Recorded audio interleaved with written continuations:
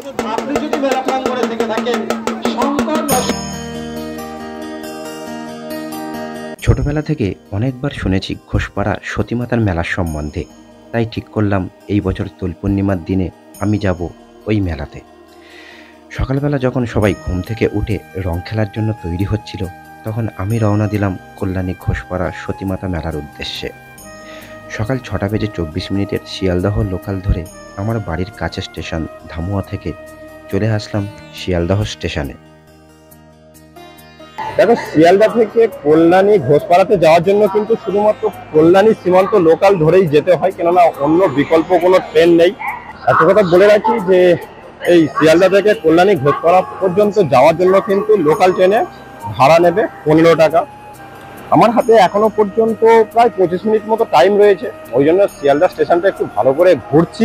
তো এই নিয়ে তৃতীয়বার আমি কল্যাণী ঘোষপাড়াতে যাচ্ছি, কেননা এর আগের বারে আমি দুবার গিয়েছি ওই কল্যাণী ITI মোড়ের লুমিনাস ক্লাবে যে দুর্গাপুজো তার ভিডিও করার জন্য, এবং এবারে চলেছি সতীমাতার মেলার ভিডিও করার জন্য।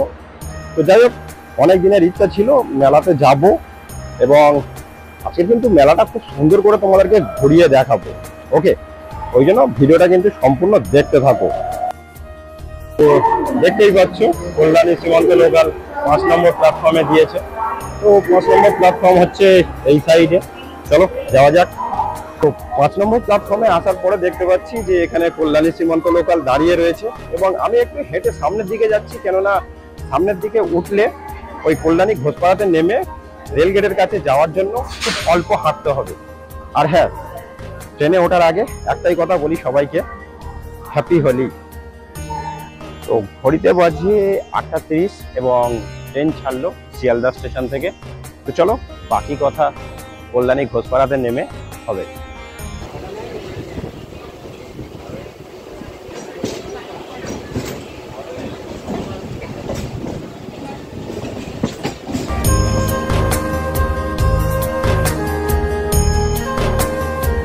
যাই হোক, কল্যাণী ঘোষপাড়াতে নেমেছি। নামার পরে দেখতে পাচ্ছি যে এত ভিড় হয়েছে কি বলবো, ওই জন্য আমি একটু পিছনের দিকে দাঁড়িয়েছিলাম, কেননা যতক্ষণ না পর্যন্ত স্টেশনটা খালি হচ্ছিল ততক্ষণ পর্যন্ত আমি সামনের দিকে মোটে হেঁটে আসিনি। তো দেখি এখন এই স্টেশনে থেকে নামবো, এবং সম্ভবত টোটো ধরে যেতে হবে। তো দেখি টোটো স্ট্যান্ডে যাই।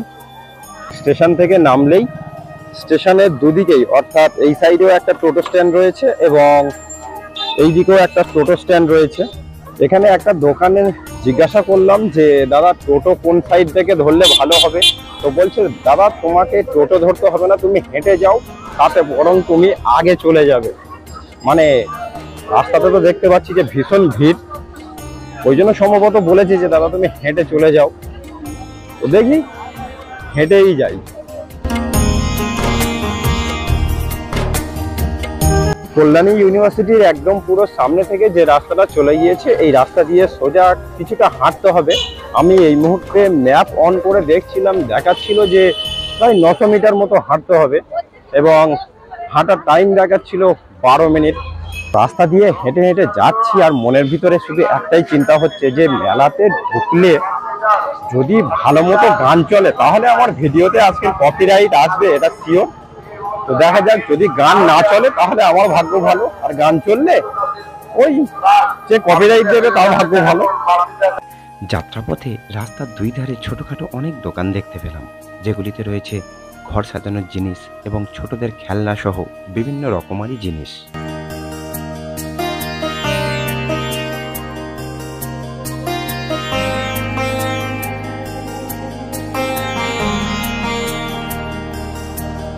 ঘোষপাড়া স্টেশন থেকে মেলা পর্যন্ত আসতে আমার টাইম লেগে গিয়েছে প্রায় 10 মিনিটের কাছাকাছি।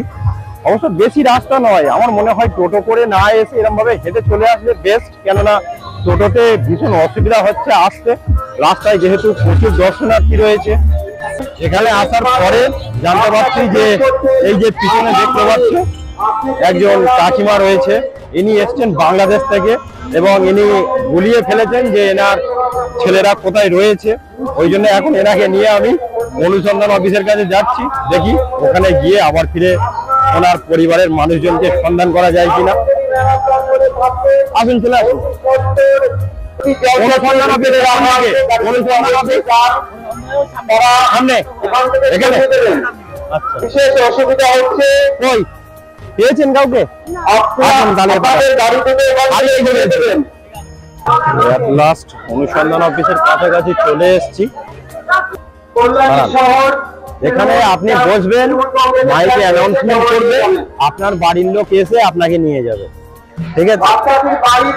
দিলীপ কুমার আর আশিক কুমার, হ্যাঁ, দুটো ছেলের নাম হচ্ছে দিলীপ কুমার ও আশিক কুমার। ইনি বাংলাদেশ থেকে এসছেন।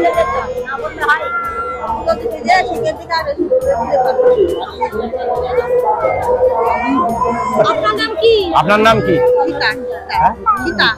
সীতা। শিখা দাসী। সীতা। সীতা। একটু অ্যানাউন্সমেন্ট করে দিন।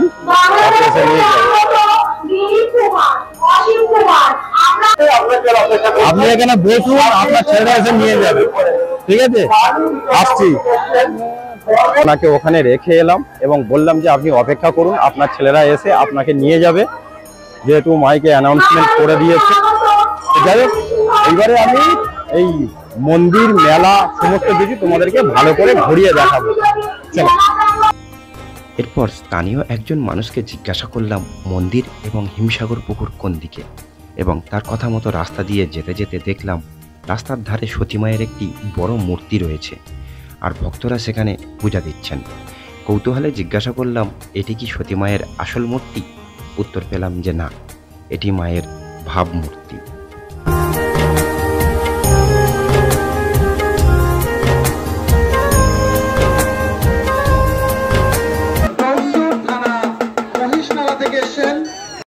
এরপর হাঁটতে হাঁটতে চলে আসি হিমসাগর পুকুরের কাছে। এখানে দেখতে পেলাম যে মায়ের হাজার হাজার ভক্তেরা স্নান করছেন। কথিত রয়েছে এই হিমসাগর পুকুরে নাকি স্নান করলে ভক্তদের দুঃখ কষ্ট দূর হয় এবং মানসিক শান্তি আসে। শোনা যায় স্বয়ং সতী মাতা এই হিমসাগর পুকুরে স্নান করে মন্দিরের কাছে অবস্থিত ডালিম গাছের তলায় সাধনা করতেন এবং ধীরে ধীরে তিনি হয়ে ওঠেন বাকসিদ্ধ।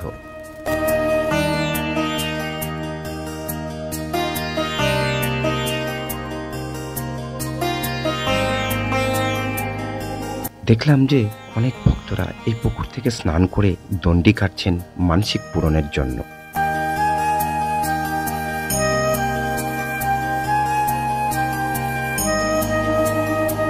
পুকুরের পাশে রয়েছে একটি বড় মঞ্চ। জানতে পারলাম যে এই মঞ্চে আজ থেকে অর্থাৎ দোল পূর্ণিমার দিন থেকে শুরু করে পরপর 3 দিন সন্ধ্যাবেলা বাউল সঙ্গীতের আসর বসেন। অনেক পুণ্যার্থীদের দেখলাম এখানে বিশ্রাম নিতে। হিমসাগর পুকুর থেকে মন্দিরে যাওয়ার রাস্তার 2 ধারে দেখলাম অনেক ডালার দোকান রয়েছে। পূজা দেওয়ার জন্য হাজার হাজার মানুষকে দেখলাম দাঁড়িয়ে থাকতে, আর আমিও সামিল হয়ে গেলাম এই লাইনে সতীমাকে দেখার জন্য।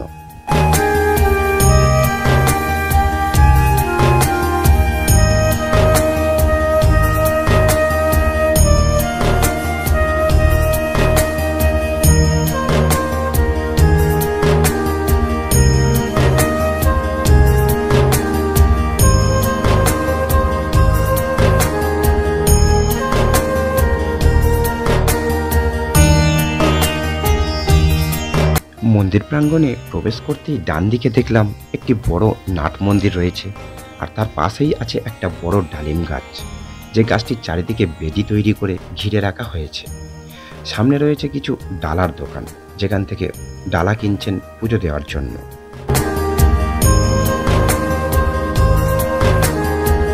সতী মায়ের আবির্ভাব নিয়ে বিভিন্ন সময়ে বিভিন্ন মতামত শোনা যায়, তবে যে মতামতটি সবথেকে বেশি গ্রহণযোগ্য তা হলো আনুমানিক প্রায় 400 বছরেরও আগে আউলদাস ফকির নামের এক ফকির তার ঝোলাতে একটি বাচ্চা মেয়েকে নিয়ে গোবিন্দপুরের ঘোষপাড়াতে গোবিন্দ ঘোষের বাড়িতে আসেন এবং গোবিন্দ ঘোষের স্ত্রী ফকিরের কাছ থেকে বাচ্চাটিকে নিয়ে নিজেরা মানুষ করবেন এমন আবদার করেন। আবদার করায় ফকির সেই বাচ্চা মেয়েটিকে তাদের হাতে তুলে দেন। বড় হওয়ার সাথে সাথে মেয়েটি রূপে লক্ষ্মী, গুণে সরস্বতী হয়ে ওঠেন। সংসারের কাজ থেকে শুরু করে ধর্মালোচনায় সমস্ত কিছুতেই সে নিপুণ হয়ে ওঠে। বড় সাধ করে গোবিন্দ ঘোষ মেয়ের নাম রেখেছিলেন সরস্বতী। পরবর্তীকালে আউলদাস ফকিরের নির্দেশে জগদীশপুরের শঙ্কর পালের পুত্র রামশরণ পালের সাথে সরস্বতী দেবীর বিয়ে হয়।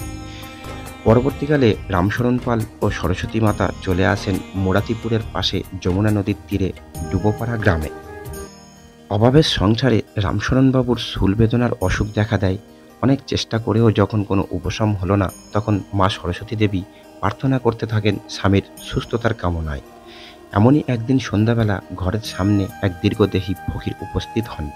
ইনি হলেন সেই আউলদাস ফকির।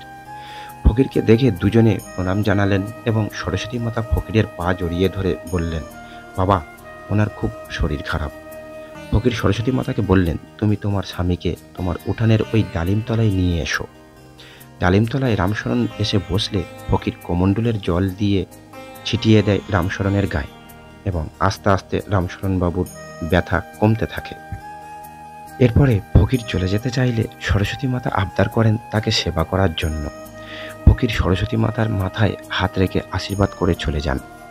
রামশরণের প্রয়াণের পরে মাতা সরস্বতী দেবী সাধারণ মানুষদের সেবায় নিজেকে নিয়োজিত করেন। হিমসাগরের পুকুরে স্নান করে প্রতিদিন এই ডালিম গাছের তলায় বসে সাধনা করতেন সতীমাতা। ধীরে ধীরে তিনি হয়ে ওঠেন বাকসিদ্ধ। ভক্তরা সরস্বতী মাতাকে সতীমা নামে আখ্যায়িত করেন। শোনা যায় এই ডালিম গাছের ডালে মাটির ঘোড়া বেঁধে কোনো মানুষ কোনো কিছু প্রার্থনা করলে তা পূরণ হয়। ডালিম গাছের উত্তর পূর্ব কোণে রয়েছে একটি ঘর, যেখানে মায়ের মূর্তি রয়েছে, আর মায়ের পাশে বসে রয়েছেন মায়ের দুই সন্তান দুলাল চাঁদ ও বাঁকা চাঁদ। দুলাল চাঁদ মায়ের আপন সন্তান হলেও বাঁকা চাঁদ ছিলেন মায়ের পালিত সন্তান। এই নিয়ে রয়েছে অন্য একটি ইতিহাস, তবে সমস্ত কিছু এই ভিডিওতে দেওয়া সম্ভব নয়, কারণ এর ইতিহাস অনেক বড়। তাই তোমাদেরকে অনুরোধ করছি, যদি কখনো এখানে আসো তো জেনে নেওয়ার চেষ্টা করো। বলছি, মায়ের আসল মূর্তি কোথায় আছে? মায়ের আসল মূর্তি বলে কিছু নেই। মা হচ্ছে রামকৃষ্ণদেবের মতো সাধক মহিলা। মা ওইখানে ধ্যান করতেন। এবার এখানে একটা মূর্তি আছে, আর বাইরে বড় মূর্তি আছে, একদম বাইরে। এমনি মায়ের কোনো মন্দির নেই। এই পুরো স্টেশন থেকে নামলেন সমস্ত মায়ের জায়গা ছিল 850 বিঘে সম্পত্তি। ডালিম গাছের উত্তর দিকে রয়েছে মায়ের সমাধি মন্দির এবং এই মন্দিরের সামনে রয়েছে একটি বড় তুলসী মণ্ডপ, যেখানে সবাই ধূপ ও বাতি জ্বালাচ্ছিলেন।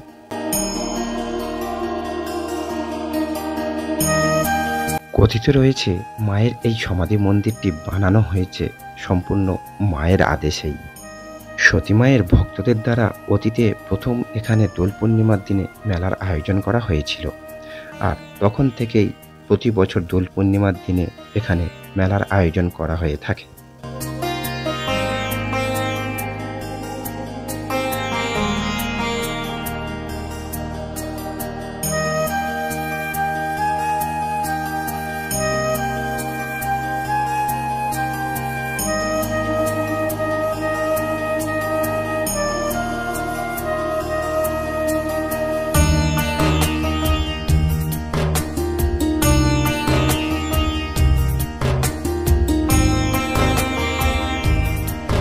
সমাধি মন্দির দর্শন করার পরে বেরিয়ে এলাম মেলা প্রাঙ্গণে।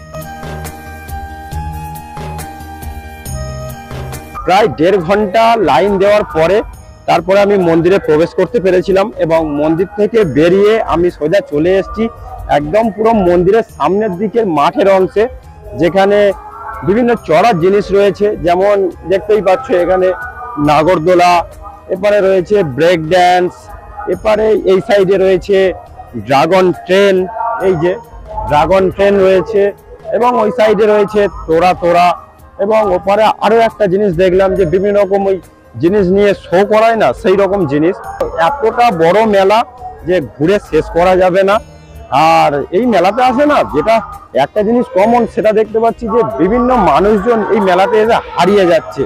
মানে মেলাতে এতটাই ভিড়, শুধুমাত্র জাস্ট এই জায়গাটায় একটু ফাঁকা রয়েছে, কেননা এইগুলোতে সন্ধ্যাবেলা সবাই এসে মানে চড়ে আর কি। এই সমস্ত জিনিসগুলো, যে সমস্ত জিনিসগুলো চড়ার জন্য রয়েছে, এগুলোতে সব সন্ধ্যাবেলা ভিড় করে।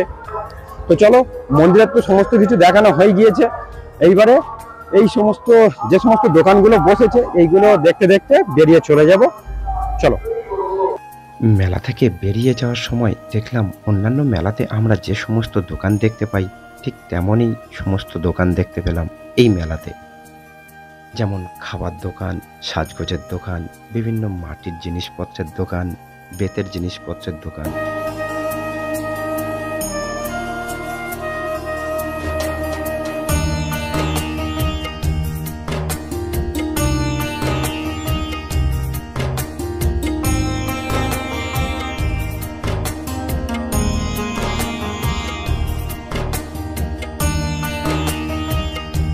তো মন্দিরের সামনের দিকে রয়েছে নাগরদোলা এবং বিভিন্ন রকম কেনাকাটার জিনিসপত্রের দোকান। আর রাস্তার অপোজিটে এই সাইডে রয়েছে একটা বড়সড় মাঠ, যেখানে সমস্ত দর্শনার্থীরা কেউ কেউ আগের দিন চলে এসছে, কেউ কেউ আবার ফিরে দিনের দিন এসছে, এসে এখানে তাঁবু খাটিয়েছে থাকার জন্য, কেননা অনেক দূর দূর থেকে এই মেলাতে মানুষজন এসছেন। আমি তো এখানে এসে যতদূর জানতে পারলাম যে বাংলাদেশ, উড়িষ্যা, মানে আমাদের ভারতবর্ষের একদম পুরো প্রতিবেশী যে সমস্ত দেশগুলো রয়েছে, মানে যারা কম বেশি আমাদের ভারতবর্ষের সাথে কোনো না কোনো কাজের সূত্রে হোক বা যে কোনো কারণে হোক যুক্ত রয়েছে, তারা প্রত্যেকে এখানে এসছে এই মেলাতে। তো মোটামুটি বেশ একটা বড় সড়ো এলাকা জুড়ে সমস্ত মানুষজন এসে তাঁবু খাটিয়ে রয়েছে। এবং কেউ কেউ বলছে তো যে আজকের এসছে, কেউ বলছে যে দুদিন আগে এসছে। তো এইরকম অবস্থা আর কি, মানে এতটাই জনপ্রিয় এই মেলাটা যে কি বলবো, এখানে না আসলে হয়তো আমি জানতেই পারতাম না। এখন বাঁশি বাজাতে বাজাতে আমি বেরিয়ে যাচ্ছি মেলা থেকে, কেননা অনেকক্ষণ আগে এসছি, অনেক ঘুরেছি। আর পুরো মেলা তো ওই যে বললাম ঘুরে শেষ করা যাবে না, কেননা ভীষণ বড় এরিয়া জুড়ে মেলা রয়েছে।